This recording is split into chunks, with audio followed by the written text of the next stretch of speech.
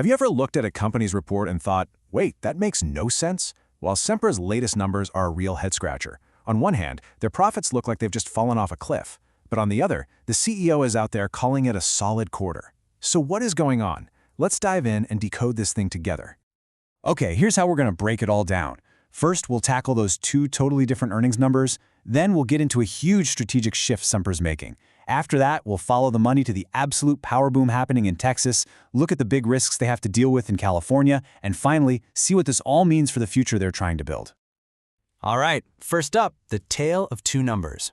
This is where all the confusion starts, but trust me, it's also where we're going to find the real story. So this is the big question, right? How on earth can your profits drop by almost 90% and you still call it a solid quarter? I mean, it sounds like a disaster, but this isn't a mistake. It's really a story about two different ways of looking at the numbers. So here it is. This is the number that sets off all the alarm bells. The official, by-the-book number, we call it GAAP earnings, crashed from $638 million last year all the way down to just $77 million this quarter. Wow, that is a staggering drop. But then, you see this. The company's adjusted earnings tell a completely different story. They actually went up from $566 million to $728 million. So what gives? How can both of these be true? Let's quickly define what these terms actually mean. Think of GAAP as the official rule book for accounting. Every public company has to play by these rules. It's the standardized report that includes everything, the good, the bad, and any one-time unusual events. Adjusted earnings, though, that's more like the director's cut. The company basically says, okay, let's take out some of those big one-off items that don't really reflect how our day-to-day business is doing. It's their attempt to show you the core performance. And here is where the magic happens. This chart connects the dots. We start with that scary low GAAP number, $77 million. Now watch this. We add back a few things, but look at that monster right in the middle, a single tax item for $514 million. That's it. That's the smoking gun. Almost the entire difference comes from one big accounting move related to something they're selling. This isn't about the business failing. It's about a one-time event. And that little phrase, assets held for sale, is our next big clue. Because it's not just boring accounting talk. It's a flashing sign pointing to a massive strategic overhaul. Sempra is funding a record investment in its own future. So here's the game plan. Sempra is selling off a huge piece of its infrastructure business. And why? Well, a few reasons. It simplifies their company, makes their balance sheet stronger, but most importantly, it generates a mountain of cash to plow back into their biggest growth opportunities. And we're not talking about a small trim here. They're selling a 45% stake. That's a huge move. And it tells you they are dead serious about sacrificing a piece of their present to build a much bigger future.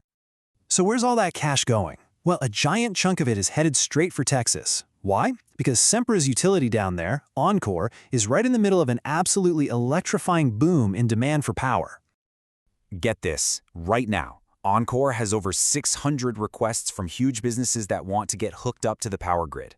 That's a 60% jump in just 1 year. Demand for electricity in Texas isn't just growing, it's exploding. And this chart shows you exactly who's asking for all that power. Look at that. An incredible 210 gigawatts of those requests are for data centers. Think about it. The AI revolution, cloud computing, all the stuff that runs our digital lives, it all needs a massive amount of electricity, and Texas has become a global hub for it. So what do you do when you see that kind of demand? You hit the accelerator, hard. Sempra is planning to boost spending on Oncor's infrastructure by more than 30% in the next few years. They see a gold rush, and they're investing heavily to sell the picks and shovels. But listen, any good investment story isn't just about growth. You also have to talk about risk. And for Sempra, a huge chunk of their business is still in California, which comes with a very, very unique and serious challenge. So, let me ask you, when you think about a utility company in California, what's the first big risk that comes to your mind? It's a danger that has completely reshaped the entire energy industry in that state. Wildfires? Absolutely. In California, if a fire is linked to a utility's equipment, the company can be on the hook for billions in damages, even if they did nothing wrong. This creates a massive financial risk that they are constantly trying to manage. Now, to deal with this huge risk, California has actually put up a kind of financial shield. A recent law beefed up the state's wildfire insurance fund, creating an $18 billion safety net. This is absolutely crucial for companies like Sempra San Diego Gas and Electric, giving them some stability against that enormous potential liability. So when you put all the pieces together, the big asset sale, the massive investment in Texas, and the plan to manage risk in California, a very clear picture of Sempra's strategy starts to merge. They are betting big on building massive new infrastructure. And here's a perfect example of what that looks like, the Port Arthur LNG project. This is a gigantic facility being built in Texas to export natural gas to the rest of the world. Construction is already happening.